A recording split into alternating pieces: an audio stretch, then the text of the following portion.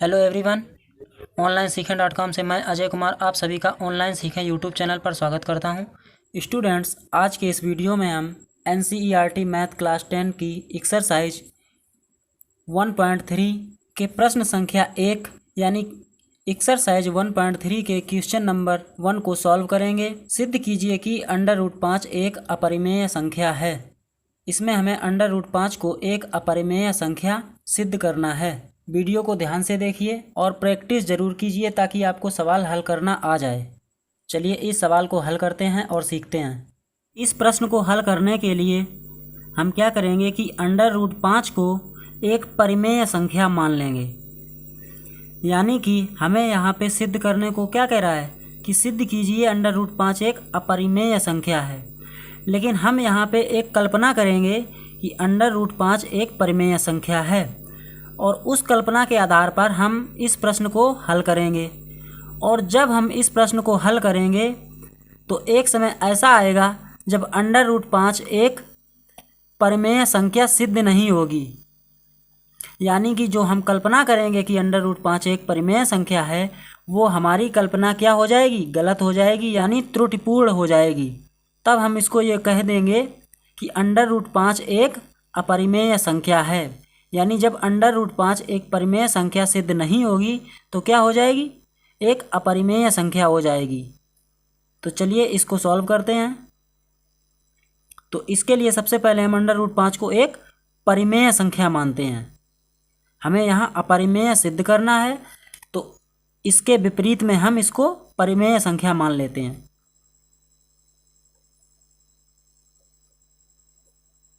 माना कि √5 एक परिमेय संख्या है।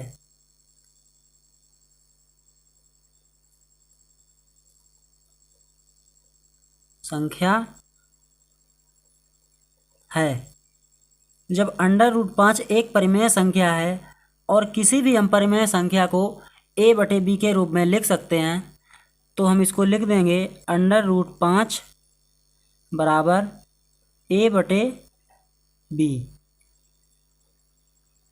जहाँ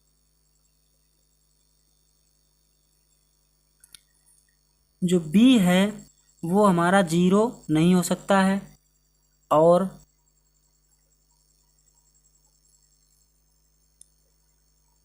a व b सह अभाज्य हैं।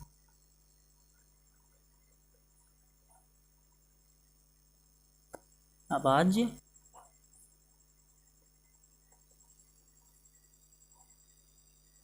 संख्याएं हैं, अर्थात HCF a और b बराबर 1। तो अब हम इसको इस तरह से बंद कर देंगे।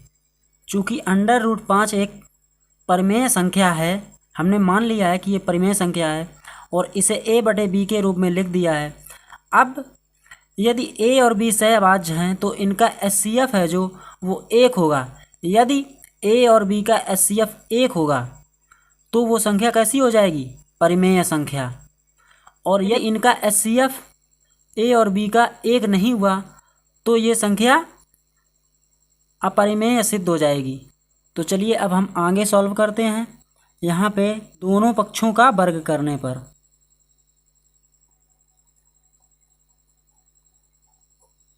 दोनों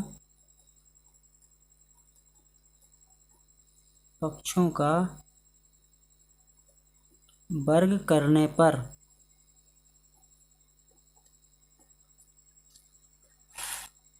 अब दोनों पक्षों का जब हम वर्ग करेंगे तो √5 है ये, इसका भी वर्ग हो जाएगा और बराबर में है a/b, इसका भी वर्ग हो जाएगा। तो √5 का वर्ग करेंगे तो ये 5 हो जाएगा और बराबर में a का वर्ग a² और बटे में b का वर्ग b²। 5b² बराबर a² लिख सकते हैं। यानी कि b² बराबर a² बटे 5 हो गया। अब यहाँ पे जो ए स्क्वायर है वो 5 से विभाजित हो रहा है। जब ए स्क्वायर 5 से विभाजित हो रहा है तो ए भी 5 से विभाजित हो जाएगा। उदाहरण के लिए एक संख्या हम 9 ले लेते हैं, और यदि 9 3 से विभाजित होगा, 3 त्रिका 9, तो 9 का जो वर्गमूल होगा वो 3 होगा। इस तरह से स्क्वायर बटे 3 है। अब जो ये 3 है वो 3 से भी विभाजित हो जाएगा, यानी कि ए स्क्वायर है वो 5 से यदि कट जाएगा, विभाजित हो जाएगा, तो ए भी 5 से विभाजित हो जाएगा। चलिए अब हम इस बात को लिख देते हैं।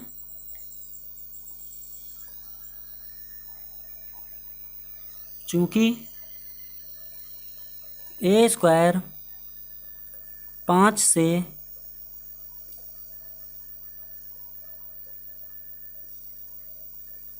विभाजित है, इसलिए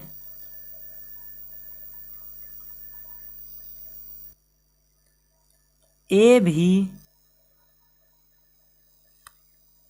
5 से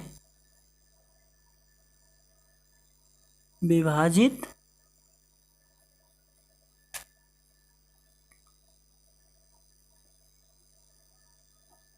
होगा। अब यहाँ पे जो संख्या होती है उसे हम ए के बराबर में 5r या 5n या 5c, आप कुछ भी अचर पद लेके मान सकते हो। तो हम यहाँ a बराबर 5n मान लेते हैं। तो a बराबर, ये वाला a बराबर 5, ये 5n हो गया, जहाँ n एक पूर्णांक है।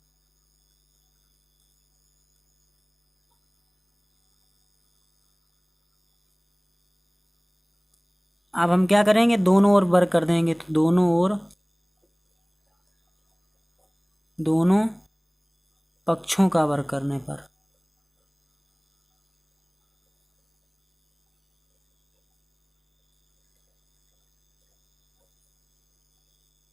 दोनों पक्षों का वर्ग करने पर ए का वर्ग हो जाएगा, ये बराबर 5n है तो 5n का वर्ग हो जाएगा। ए का वर्ग हुआ तो ए स्क्वायर हो गया। 5n का वर्ग होगा, 5 का वर्ग 25, और n का वर्ग n स्क्वायर हो जाएगा। अब हम यहाँ पे देखते हैं कि ए स्क्वायर बराबर 5b स्क्वायर आया था, तो इस वैल्यू को हम यहाँ पे रख देंगे, यानी ए स्क्वायर बराबर 5b स्क्वायर। अब यदि हम b स्क्वायर निकालेंगे यहाँ से, तो b स्क्वायर बराबर 25n स्क्वायर बटे 5 हो जाएगा। ये वाला 5 यहाँ आ जाएगा, तो 5 एकम 5, 5m 25, यानी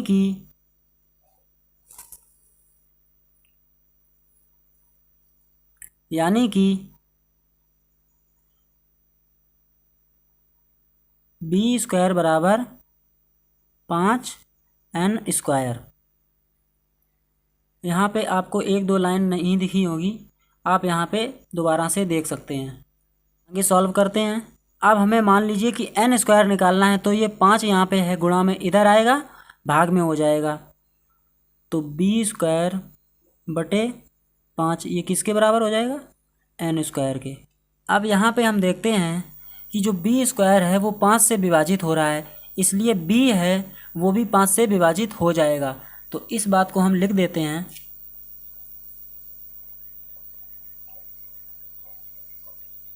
चूँकि b स्क्वायर 5 से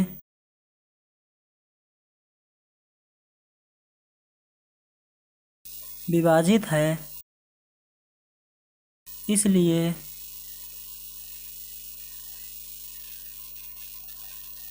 b भी 5 से विभाजित होगा।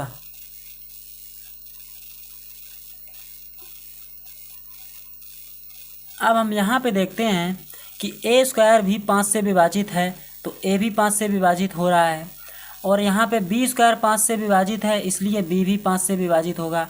यानी कि ए और बी में उभयनिष्ठ हमारा गुणनखंड 5 हो जाएगा, क्योंकि 5 जो है वो बी को भी काट रहा है और ए को भी काट रहा है, यानी ए और बी दोनों से 5 विभाजित हो रहा है। अतः इनका एचसीएफ है जो ए और बी का, उसका एक गुणनखंड 5 भी हो जाएगा, यानी कि बी और ए का एक उभयनिष्ठ गुणनखंड 5 भी हो जाएगा। और हमने यहाँ पे माना था कि ए और बी सह अभाज्य संख्याएं हैं और इनका एचसीएफ 1 होना चाहिए था, लेकिन हमें ये सवाल सॉल्व करने पर यहाँ मिला है कि बी है उसका भी एक उभयनिष्ठ गुणनखंड 5 हो गया, विभाजित कर रहा है तो, और ए है उसको भी विभाजित कर रहा है तो वहाँ पे एक उभयनिष्ठ गुणनखंड 5 हो गया, यानी कि 1 के बजाय ये 5 उभयनिष्ठ गुणनखंड है। अतः अब हम इन सब बातों को लिख देंगे। चूँकि ए और बी दोनों 5 से विभाजित हैं, अतः HCF ए और बी किसके बराबर नहीं है? 1 के बराबर नहीं है। अब जब HCF 1 के बराबर नहीं है तो हमारी कल्पना क्या हो गई? गलत हो गई, यानी हमारी जो कल्पना है वो त्रुटिपूर्ण है। जब हमारी कल्पना गलत है तो √5 क्या है? एक परिमेय संख्या नहीं है। चलिए हम लिखते हैं आगे। अतः हमारी कल्पना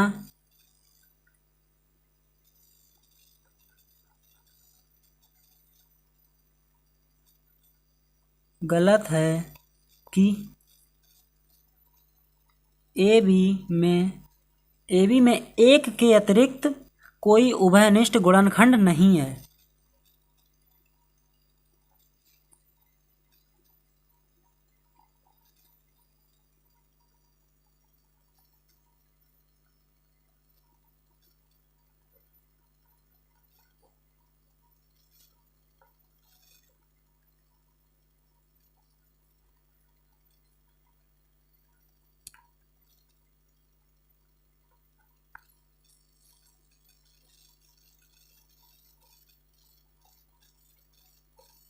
यानी ए बी में 1 के अतिरिक्त कोई उभयनिष्ठ गुणनखंड नहीं है, जबकि हमें सॉल्व करने पर एक अतिरिक्त गुणनखंड 5 प्राप्त हो चुका है। अतः हमारी कल्पना गलत हो गई कि √5 एक परिमेय संख्या है। जब परिमेय संख्या नहीं है तो फिर कैसी संख्या होगी? अपरिमेय संख्या होगी। तो हम लिख देंगे अतः √5 एक अपरिमेय